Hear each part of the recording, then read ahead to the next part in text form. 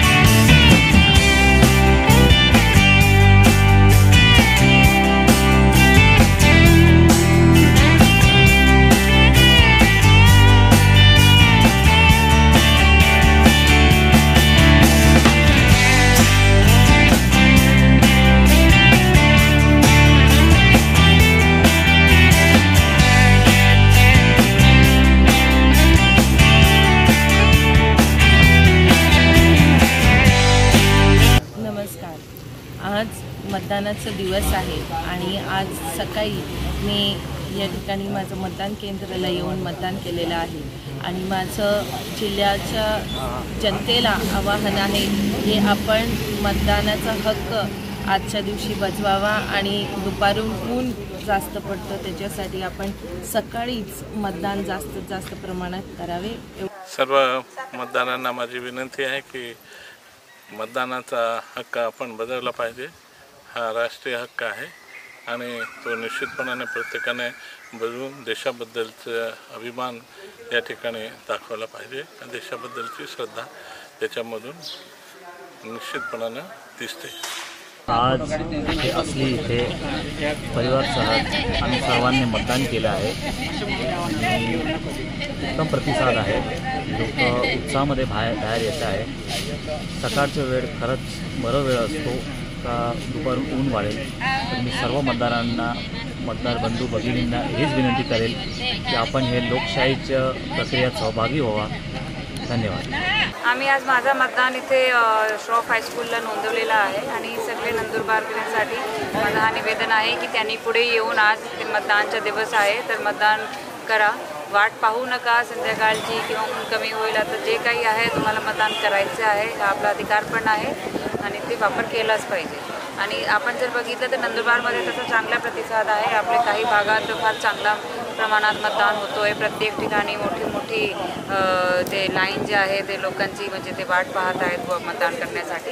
तर तोच हाच जे आपला उत्साह आहे तर तसा कायम राहू आणि मग सगळ्यांनी पुढे येऊन मतदान करावं। House to house, door to door जनजागृती केलेली आहे, लोकांपर्यंत पोहोचले आहे। वोटर इन्फॉर्मेशन स्लिप जेव्हा पाठवली तेव्हा पण पूर्ण डिटेल सगळ्यांना दिलेली आहे। भरपूर स्ट्रीट ड्रामाज, आपले काही जिंगल्स वगैरे, काही आपले जे घंटागाडीवर मेसेजेस असतो ते आम्ही तिथे फिरवलेले आहे, घंटागाडी किंवा असे काही LED व्हॅन्स वगैरे। याप्रमाणे मोठ्या प्रमाणात आपल्याकडे जनजागृती झाली आहे आणि त्याचे परिणाम दिसते आहे।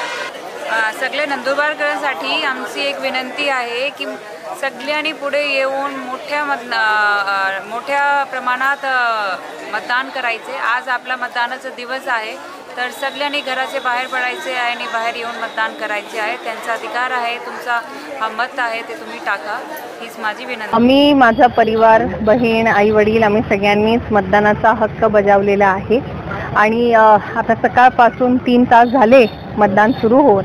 सर्व मतदान केंद्रांवरती मतदारांच्या मोठमोठ्या रांगा बघतोय आणि लोकांमध्ये जो उत्साह आहे या मतदानाबाबत आणि या निवडणुकीबाबत तो सुद्धा मतदान केंद्रांवरती आम्हाला दिसतोय। काय सांगाल, काय आवाहन कराल? मी सर्व मतदारांना आवाहन करेन की लोकसभेची ही निवडणूक ही आपल्या देशाचं भविष्य ठरवणारी निवडणूक आहे, देशाची दिशा ठरवणारी निवडणूक आहे, देश कुठल्या दिशेने वाटचाल करेल हे ठरवणारी निवडणूक आहे, देशाचं नेतृत्व कोणाच्या हातात द्यायचं हे ठरवणारी निवडणूक आहे आणि त्यामुळे प्रत्येक मतदाराने, जो भारताचा नागरिक आहे, मतदार आहे, त्याने आपल्या एक मताने देशाचं भविष्य ठरवू शकतो। म्हणून प्रत्येकाने मतदान केंद्रांवर जाऊन मोठ्या संख्येने मतदान करावं असं सर्व मतदारांना माझं नम्र 100%। या ठिकाणी 3 दिवसापूर्वी मोदीजींची सभा झाली, त्या सभेमध्ये लाखो लोक या सभेमध्ये आले आणि रेकॉर्ड ब्रेक असं त्या ठिकाणी सभेला गर्दी झालेली होती। आजपर्यंत नंदुरबारमध्ये जेवढ्या सभा झाल्या कुठल्याही सभेला एवढे लोक आले नाही जेवढे लोक मोदीजींच्या सभेला आले। सभा म्हटली की राजकीय पक्षाचे कार्यकर्ते लोक हे येत असतात, पण जे कॉमन प्रोफेशनल्स जे आहे, जे कुठल्याही राजकीय पक्षाशी संबंधित नाही पण मोदीजींबद्दलचं एक प्रेम, आदर, क्रेज यासाठी मोदीजींची सभा ऐकण्यासाठी आलेले होते। त्याच्यामुळे मोदीजींबद्दलचं जे एक लाइकिंग लोकांमध्ये आहे, मोदीजींना पुन्हा देशाचं नेतृत्व द्यायचं, 400 पार करायचं, मोदीजींची हॅट्रिक करायची आणि 400 पार करत असताना नंदुरबार पासून याची सुरुवात व्हावी असं एकूणच मतदारांमधला उत्साह बघून आम्हाला विश्वास होतोय। माझं नाव सपना अमरसिंग पावरा, मी फर्स्ट टाइम मतदान केलंय। मी खूप एक्साइटेड आहे आणि आताचं जे यूथ आहे त्यांनी सर्वांनी येऊन लवकर मतदान करावं। मी खूप एक्साइटेड होते कारण मी फर्स्ट टाइम वोट करते। मी डॉक्टर अतुल शाह, 70 वर्षाचा आहे, दोन्ही डोळ्यांनी मला दिसत नाही, तरी मी हा एक लोकशाहीचा उत्सव आहे म्हणून मी आलो आहे इथे मत द्यायला। आणि माझी अपील तर सगळ्यांनाच राहील की सगळ्यांनी यावं आणि भरपूर मतदान करावं. प्रत्येक जणांनी मतदान केलं तरच लोकशाही मजबूत होईल.